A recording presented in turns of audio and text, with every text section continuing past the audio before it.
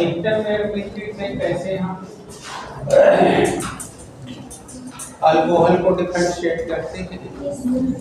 तो पहले क्या करते हैं ये बताओ, आपको समझने के लिए हम 3 पार्ट करते हैं। सपोज करिए कि वो लिया हुआ प्राइमरी अल्कोहल था, या सेकेंडरी। तो पहले हम क्या करेंगे कि इस अल्कोहल में पहले हाइड्रोजन आयोडाइड मिलाएंगे। तो चूंकि वो कोई हो सकता है, इसका मतलब कि ऐसा हमें शब्द लिखना पड़ेगा। अभी हम फिर समझाएंगे। तो जब आयोडाइड मिला, हाइड्रोजन आयोडाइड मिला दिया, देख रहे हैं बेटा? तब ये बना लिया, देखिए क्या बना लिया, आपको पता है प्राइमरी अल्कोहल का सूत्र? यानी कि हेलो एल्केन बना लिया। पहचान गए ना? यहाँ देखो CHI बना लिया, यहाँ यानी सबने हेलो एल्केन बना लिया। अब हम इसमें फास्फोरस और सोडियम नाइट्राइड क्या डाल रहा हूँ? और सोडियम नाइट्राइड डाल दिए। तो अब इसमें नाइट्रो कंपाउंड बना दिया।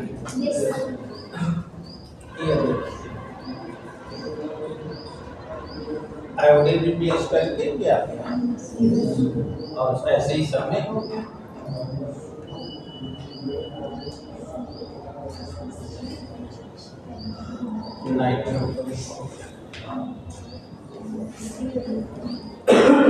क्या बेटा ऐसे में कोई दिक्कत आपको?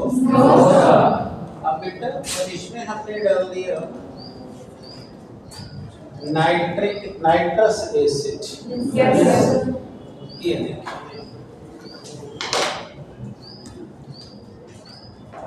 नाइट्रस, तो नाइट्रस एसिड डालते ही यह रेड कलर लेता है।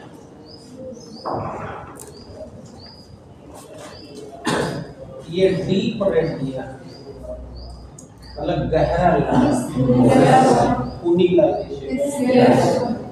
डीप रेड दे दिया। और ये ब्लू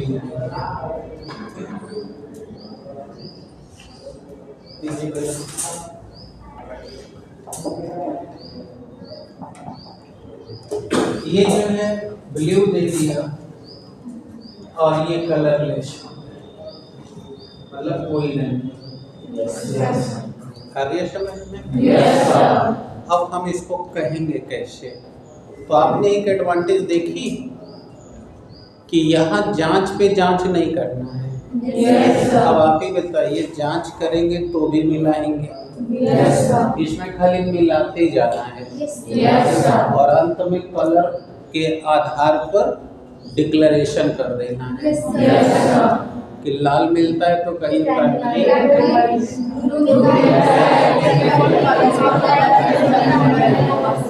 सही है।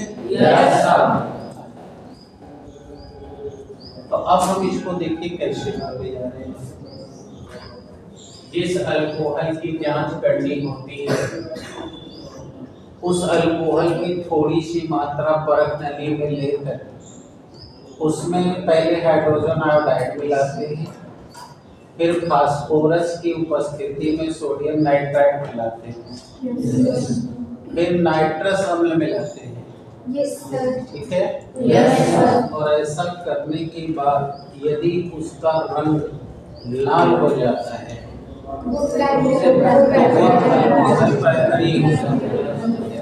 नीला हो जाता है,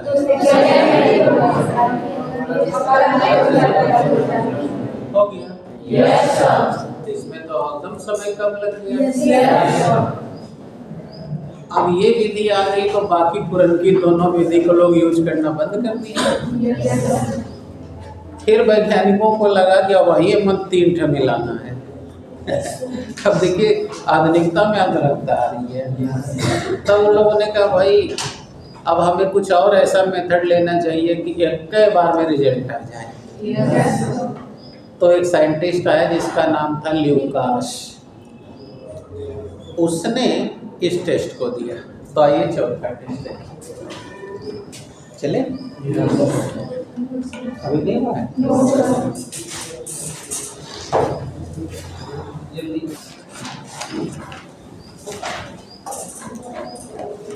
ल्यूकास टेस्ट।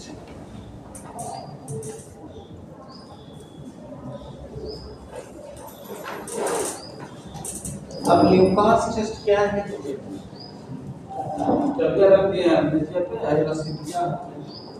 क्या बोला है?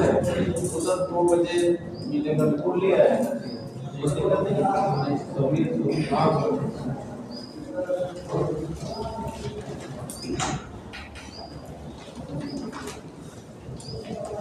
हाँ चलिए बेटा, ल्यूकास टेस्ट रख लीजिए। अब ल्यूकास टेस्ट क्या है तो पकड़िए।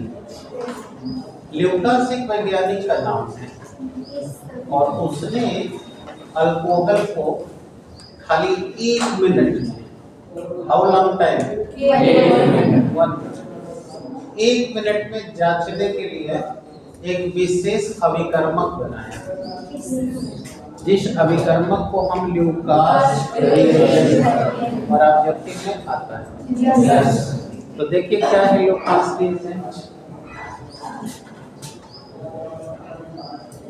अब पहले समझिए ल्यूकास रिएजेंट कहते किसे। रिएजेंट माने हिंदी में बेटा अभिकर्मक, ल्यूकास अभिकर्मक किसे कहते हैं? तो जिंक क्लोराइड और कंसंट्रेट हाइड्रोक्लोरिक एसिड के मिश्रण को। हाँ, तो जब आपको ऑब्जेक्टिव में रहेगा तो इस वाले मिश्रण पर टिक मारना होगा। क्या बोला मैंने? ठीक है, इसी को ल्यूकास रिएजेंट कहते हैं। अब इससे क्या होगा कि जैसे आपको कोई परखनली में अल्कोहल दिया है तो आप परखनली में से थोड़ी सी मात्रा अल्कोहल की ले और लेकर उसमें इस ल्यूकास रिएजेंट को एलार को डाल दीजिए। एलार समझ गए? प्रेरक और प्रतिरोध वाली को नहीं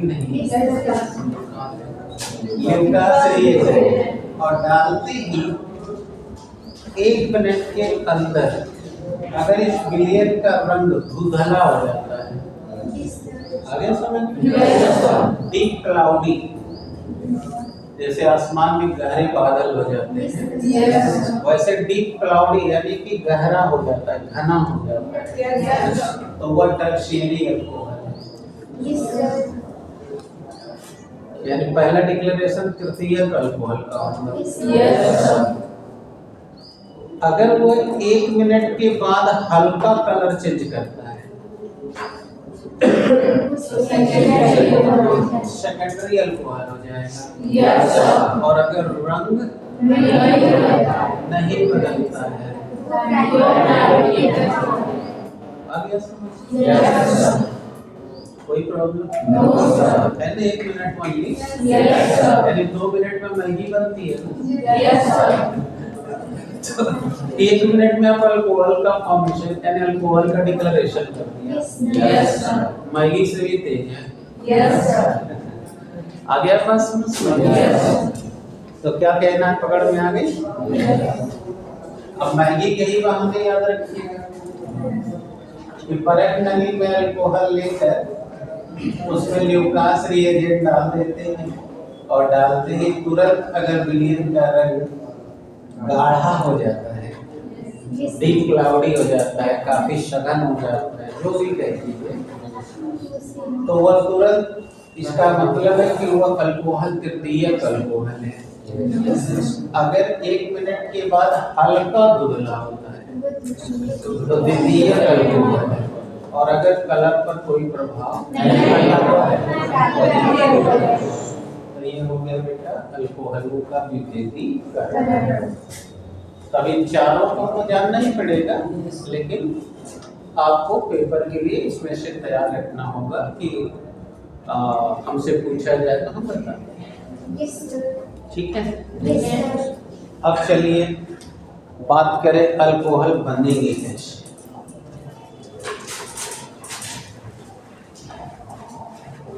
प्रिपरेशन।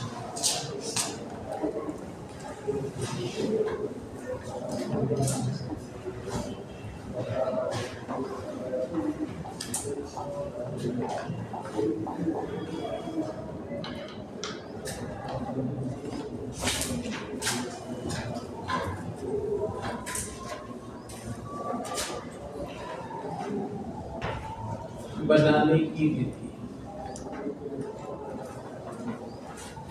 तो बेटा बनाने में हमको प्राइमरी अल्कोहल का ही खाली पढ़ाई करनी है, तो फोकस केवल प्राइमरी पे रहेगा। तो कैसे बनाएंगे बेटा, आइए देखते हैं।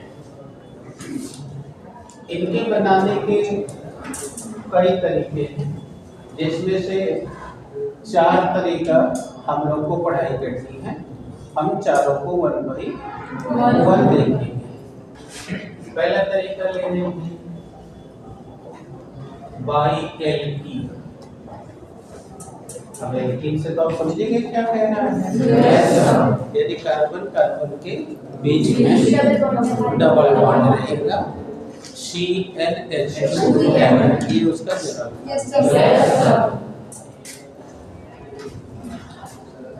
तो देखिए कैसे बनेगा। जैसे आपके सामने ये एग्जाम्पल है और आप इसको पहचान रहे होंगे, ये एथिलीन है। पहचान रहे हैं ना।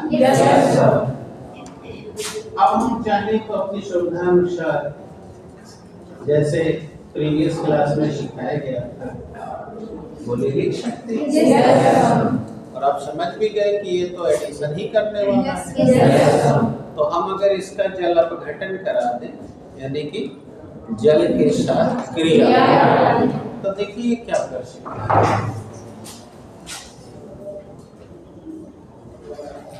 ये ऐसे ही जल अपघटन होता है। अब देखिए, अब हमने इसका जल अपघटन करा दिया, तो आपको जैसे ही एडिशन की बात आएगी तो जाहिर है दिमाग में मार्कोनी काप भी आ जाएगा, क्योंकि मार्कोनी काप से ही हम एडिशन रिएक्शन एक लाइन में सीखे हुए हैं। नहीं तो अगर मैकेनिज्म याद करो तो आपको याद आएगा कि पहले अटैकिंग रिएजेंट इलेक्ट्रोलाइटिक फ्यूजन करेगा, फिर आयन बनाएगा, फिर न्यूक्लियोफिलिक, फिर इलेक्ट्रोमैग्नेटिक इफेक्ट का डिमांड किया जाएगा, फिर वो जाके कार्बोनियम आयन पर, फिर कार्बन आयन अटैक करके, फिर आपको जब हमने बताया कि ये तो मैकेनिज्म हो गया, और जब एक लाइन हमको दिखानी तो मार्कोनी काप के शरण में चले जाएंगे। और मार्कोनी काप क्या कहते हैं कि किसी भी योगात्मक अभिक्रिया में जब कोई आक्रमणकारी अभिकर्मक अभिक्रिया करता है तो उसका ऋण अवयव हमेशा उस कार्बन से जुड़ता है जिसके पास हाइड्रोजन की सबसे। तो फिलहाल तो आपको कोई दिक्कत ही नहीं, बोलो ये प्लस है ये माइनस। अब ये इसमें तो फिलहाल कोई दिक्कत नहीं, कहीं जोड़ देंगे, लेकिन हमेशा क्या तो नियम रहना ही चाहिए। अब ये देखिए यहाँ जुड़ गया, सिंगल बॉन्ड हो गया, ये बॉन्ड फ्लिट आता हो। अब ये देखिए CnH2 और देखते ही समझ में आ गया ना, यानी ये आपका बन गया एथेनॉल, यानी कि एथिल अल्कोहल। देख रहे हैं ना, संडे नाम है इथेनॉल है। हाँ एथेनॉल है ना जी। Yes sir. देख लीजिए संडे नाम गाना सुने हैं ना, यही ऐसे दिया है। अब ये एथेनॉल बन गया। अब ऐसे अगर हमको परीक्षा में पूछा होता प्रोपेनॉल बनाओ तो एक कार्बन बढ़ा देंगे, एक कार्बन बढ़ाएंगे कि 3 कार्बन के चेन को न कहते हैं। ऐसे ही कहेगा ब्यूटेनॉल बनाओ, तो मतलब इसीलिए ग्रुप बढ़ाया जाता है। चलिए और इस तरह हम एल्कीन की मदद से बना सकते हैं। जिसको जो कंपाउंड ना आता हो नीचे नाम नोट कर ले, ये तो कॉमन सेंस की बात है।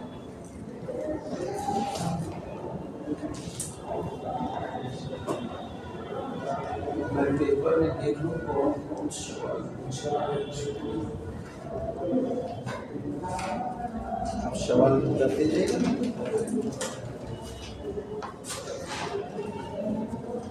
देखिए का सवाल भाई क्या सवाल बैठ के देखिए। जैसे जैसे पेपर में सवाल करना है सारे सवाल का जवाब दे सकता है। अब दूसरा है एल्डिहाइड्स। यहाँ देखिए बाई एल्डिहाइड। अब आप तो अच्छी तरह जानते हैं एल्डिहाइड के बारे में। हाँ और एक्टिव है ये बताइए। और अभी आज ही मैंने खोल के दिखाया है। और ये सी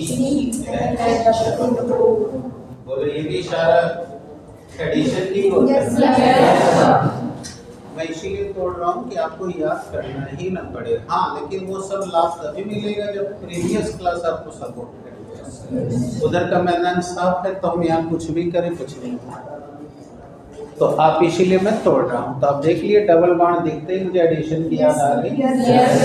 और हमको अब इसमें हाइड्रोजन ऐड करना होगा क्योंकि हम बनाने चले हैं एल्की रेडिकल के साथ CH2OH तब प्राइमरी अल्कोहल बनेगा।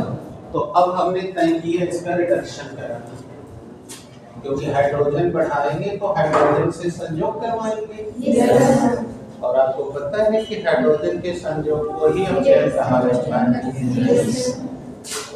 तो अब देखिए हमने लिथियम एल्यूमिनियम टेट्राहाइड्राइड की उपस्थिति में रिडक्शन। आप समझ गए होंगे?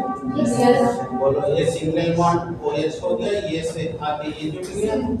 अब देखिए CH2OH हो गया कि नहीं? आइए जोड़ के दिखाते हैं। ये देखिए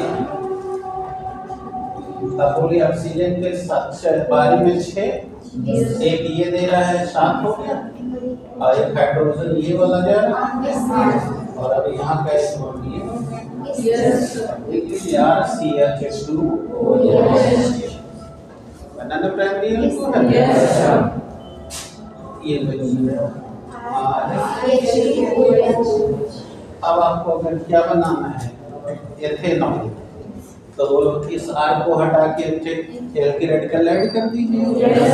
यानी जैसे अभी यहाँ ऐड होगा CH3 जैसे आइए जब अभी ये संख्या दी अब आपको फायदा कराना। देखिए इसको हटाया एल्की रेडिकल लगा इधर खाली लिखने के चक्कर में सब पड़ गया। अब बोलो तो CH3 अब बोलो ये बन गया एसिटाल्डिहाइड। इसका कॉमन नेम एसिटाल्डिहाइड। ये कॉमन नेम ये सब 11 में पढ़े हो यहाँ लिख भी देगा एसिटाल्डिहाइड। और अब तो इसका रिडक्शन कराने लिथियम एल्यूमिनियम टेट्राहाइड्राइड की उपस्थिति। अब आगे सामने ही पड़ा होगा यही है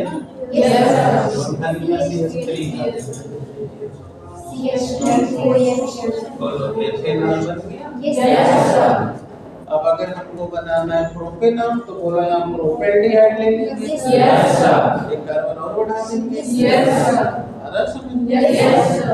ब्यूटेनॉल बनाना है ब्यूटाल्डिहाइड ले लेंगे यानी कार्बन बढ़ाते चले जाओ।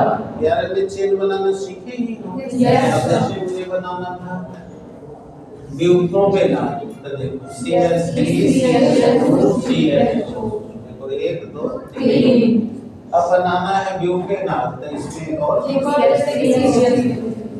अब यही जब यह चीज में ऐड हो जाएगा तो यहाँ CH2OH हो जाएगा। Yes sir. तो बोलो ब्यूटेन अल्कोहल। Yes sir. सही है। Yes sir. तो ये था एल्डिहाइड के अच्छे अच्छे।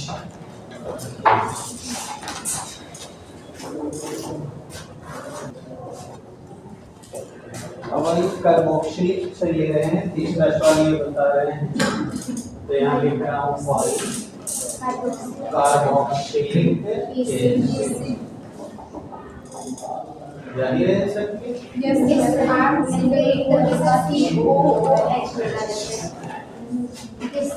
अब चलिए पहले ग्रुप से देखो।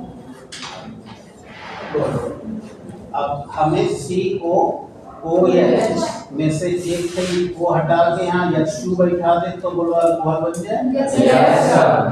तो बेटा क्या करें? रिडक्शन करवाएं। Yes sir. वही सोडियम, यही जो आपने भी लिखा था, lithium aluminium lithium aluminium yes sir. बताओ बेटा, यहाँ से ऑक्सीजन हटाने के लिए 2 हाइड्रोजन यूज होगा। Yes sir. अगर 2 के यहाँ सब्स्टिट्यूट भी होगा, यस। यानी कि हमको कुल 4 हाइड्रोजन की आवश्यकता पड़ेगी। Yes sir. तो 4 में से 2 देखो ये ऑक्सीजन लेके निकलेगा। बताओ वाटर एलिमिनेट हो गया। अब तुम लोग पढ़े हो ना कि वाटर के एलिमिनेशन को हम लोग डिहाइड्रेशन कहते हैं, हिंदी में निर्जलीकरण। अब यहाँ से निकल गए तो 2 हाइड्रोजन आपकी हो सब्स्टिट्यूट होगा। देख लो बेटा अल्कोहल तैयार हो गया, यस सर। है ना? Yes sir. देखो OH का OH, यहाँ से 2 ये निकल गए H2O, और ये 2 हाइड्रोजन यहाँ जाके बैठ गए। सही है। Yes sir. अब ये देख रहे हो सब्स्टिट्यूशन जा रहा है, और अब देखो ये अल्कोहल तैयार है। अब अगर तुमको एथेनॉल चाहिए तो CH3 ऐड कर दो, उसी तरह ब्यूटेनॉल प्रोपेनॉल सब बना सकते हो। यस। तो बताओगे हम यहाँ पे CH3 लगा दे तो ये तुम्हारा जाना पहचाना एसिड है, एसिटिक एसिड, जो जामुन से मिलती है। Yes sir. ये रही एसिटिक एसिड। और अब देखो हम 4 हाइड्रोजन डायरेक्ट लिए, ये CH के 4 हो गए। यस। लिथियम एल्यूमिनियम टेट्राहाइड्राइड, वाटर यहाँ से हटा दिए गए, और अब बेटा बन गया CH3CH2। हो गया देखिए ना। यस। अब इसी तरह तुमको बनाना हो प्रोपेनॉल तो एक कार्बोन ऐड करो। यस। जो भी यहाँ संख्या रहेगी यस। तो इस तरह बनना। अब अगला सवाल पूछा गया था कि एस्टर से कैसे बनाओगे। तो चलो बेटा एस्टर से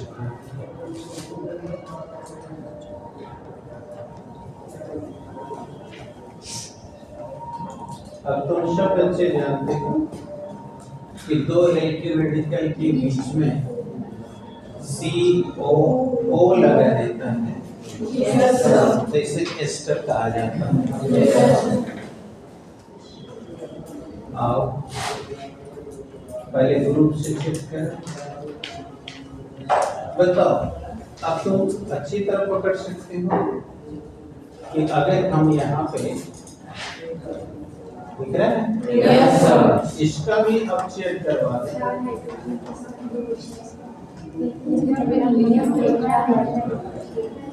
तो बताओ इसमें से एक हाइड्रोजन यहाँ आ जाए तो बोलो अल्कोहल बन जाएगा। Yes sir.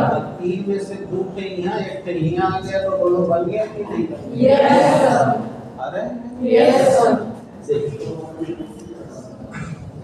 तुमको समझने के लिए ऐसे तोड़ दिया। देखो ये अल्कोहल तैयार है। Yes sir. 3 में 2 यहाँ, 1 यहाँ, तो बोलो तुम्हारा यहाँ भी तैयार हो गया। Yes sir. नहीं तैयार हो गया? हो गया। इसका मतलब ये बन गया R CH2OH। देख लो 2 1 3 है ना। Yes, sir. और यहाँ भी देख लो OH बन तैयार है। Yes, sir.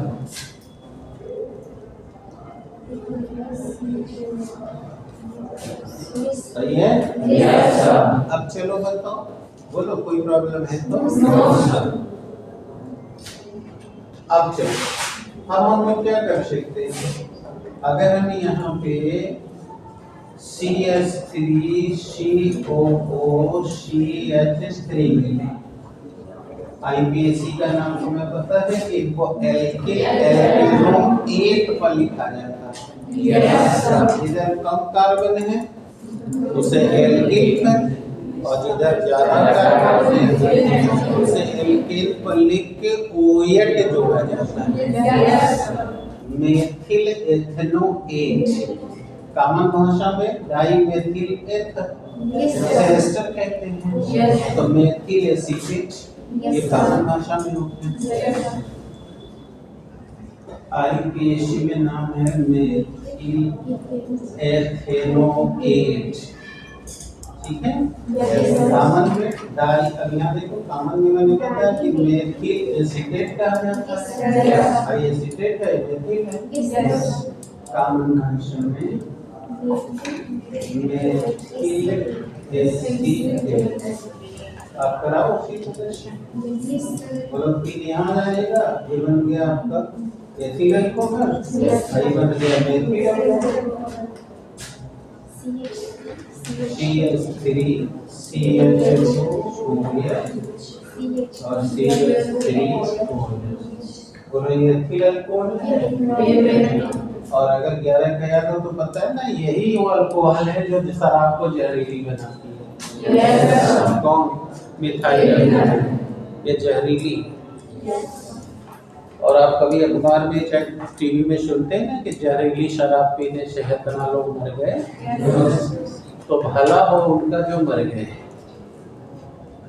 अब आप कहोगे ऐसी क्यों बात कह रहे हैं, जरा सुन लो, तुम ही सोचो कि क्यों मैंने कहा पकड़ो, क्योंकि तुम नहीं जान रहे होगे तो इसलिए तुम्हें ऐसा लग रहा होगा। जब आप सुनो, जब एथिल अल्कोहल में मेथिल अल्कोहल मिक्स हो जाती है तो वह शराब जहरीली हो जाती है। और मेथिल अल्कोहल जैसे ही वो आदमी पीता है तो पीने के बाद अगर मर गया तो अति उत्तम, और नहीं मरा तो ये मेथिल अल्कोहल इतनी गर्म होती है कि रेटिना को जला देती है, यानी आप समझ गए वो आदमी अंधा हो जाएगा। और फिर इसके बाद ब्रेन में जानते ही हो 11 अरब नर्व्स हैं। अब वो उनको ब्लड की सप्लाई रोक देती है और सारे नर्व्स लगते हैं सिकुड़ने। और जैसे देखोगे बुखार में अगर 104 से ज्यादा बुखार हो जाए तो नर्व सिकुड़ने लगेगी और आदमी बक बक बक बक करने लगता है, उसको कुछ समझ नहीं आता। तो उतना पर वो उसका दिमाग की नर्व सिकुड़ करके एक ही में सट गई, अब वो आदमी पागल हो गया। तो मर जाना अच्छा था ना, बच गया तो पागल प्लस अंधा, एक तो पागल, बताओ वो कौन सा जिंदगी जिएगा। अगर नरक कोई है तो यही है नरक उसके लिए। इसीलिए मैंने कहा कि भला हो कि मर गया।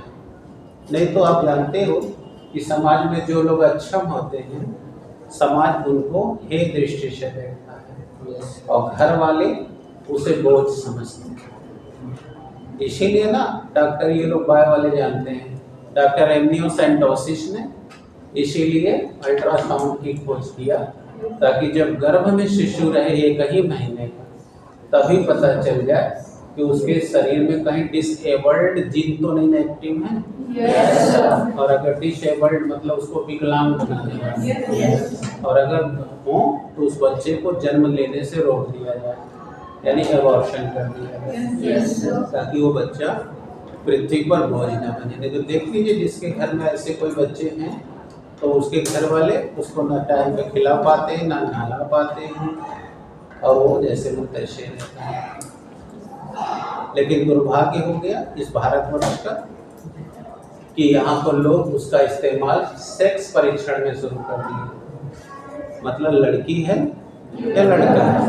और आपको पता ही होगा कि आज से 10-15 साल पहले लोग इतना परीक्षण किए कि अंत में लड़कियों की संख्या कम होने लगी, क्योंकि दहेज की वजह से लोग लड़कियों को घर में ही मारने लगे।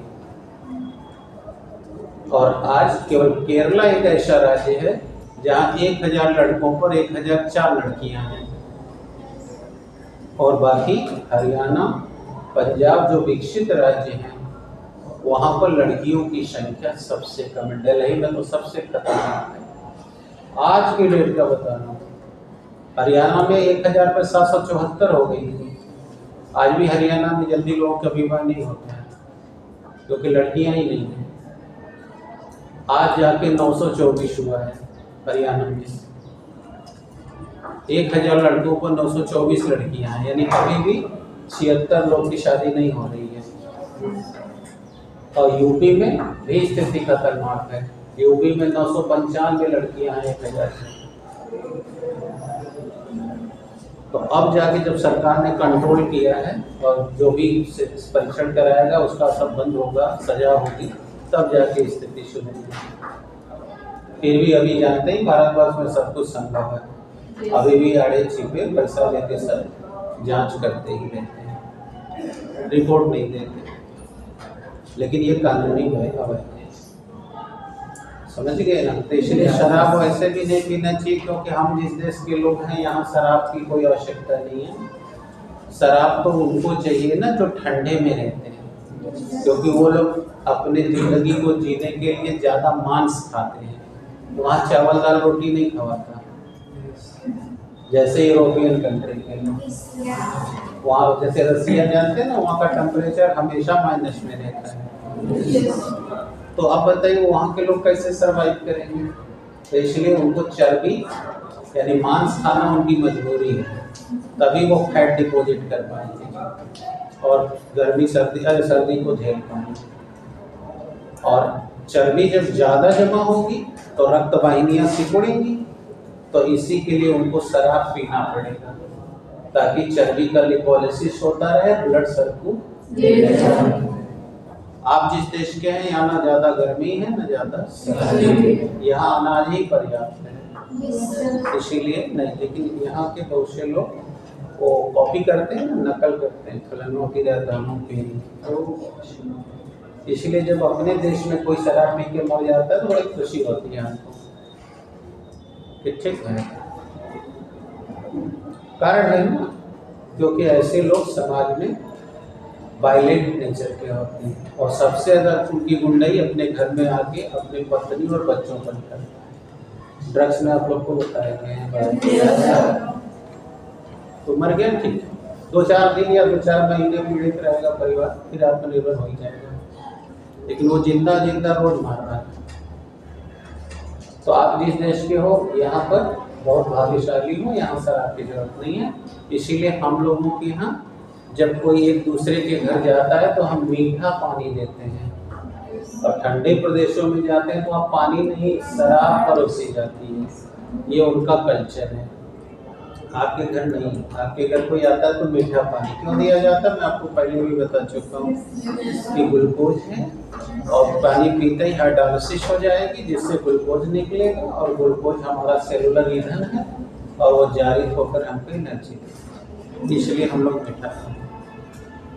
That's clear? ये सब थ्योरी पढ़ाया हूँ, जहाँ जैसे जैसे आता गया बताते हैं, पढ़ने वाला है पढ़ना। हाँ, ये क्लियर हो गया? तो 4 कौन सी विधियाँ क्लियर हो गई? और इस पर सवाल। अब हम आपको अगले लेक्चर में प्रॉपर्टी बताएंगे।